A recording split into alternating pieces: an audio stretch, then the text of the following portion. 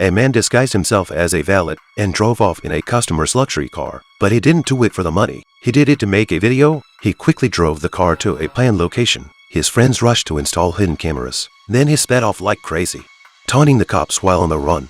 Soon, he reached a bridge. He aimed the car at a ramp set up in advance. The car flew off the bridge. Jack opened his parachute at the perfect moment. His friends captured every second on camera. The politician's car was totaled. This was Jack's message to the politician. Stop messing with how young people live. Cocky Jack thought no cop could catch him, but he had no idea. He was already on the radar of NSA Director John. John waited until Jack's team held a party, then took them all down in one move. Jack was arrested on the spot. When he woke up again, he found himself in a fancy restaurant, but things felt off. None of the customers were eating. The waitress was wearing heels that didn't fit. That made Jack suspicious. Suddenly, the customer next to him stood up and pulled a gun to rob the place. He even pointed the gun at Jack and mocked him. That pushed Jack over the edge. He snatched the gun and took down the robbers with ease. His slick moves impressed John, who was watching. John walked over to introduce himself, but Jack cut him off, calling the test full of fools. It said a real stockbroker wouldn't read the Financial Times during lunch, and no waitress would wear heels for service. Her feet would be destroyed. Also,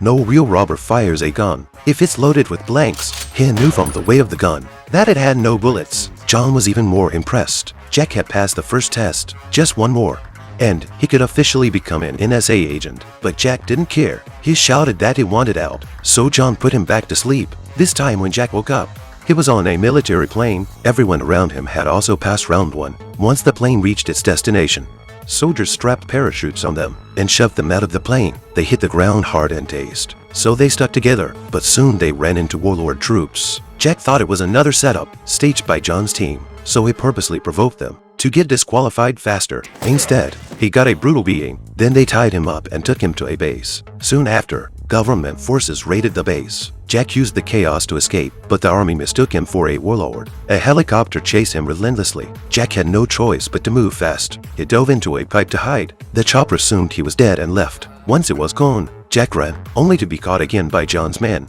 This time, Jack lost it and beat up the agent who came for him. John showed up and calmed him down. He told Jack he ranked #1 in the test. If Jack helped the NSA with one mission, all his past crimes would be wiped clean. His teammates would also be pardoned. If he refused, he'd spend the rest of his life in prison. Jack was smart. He knew exactly what to choose.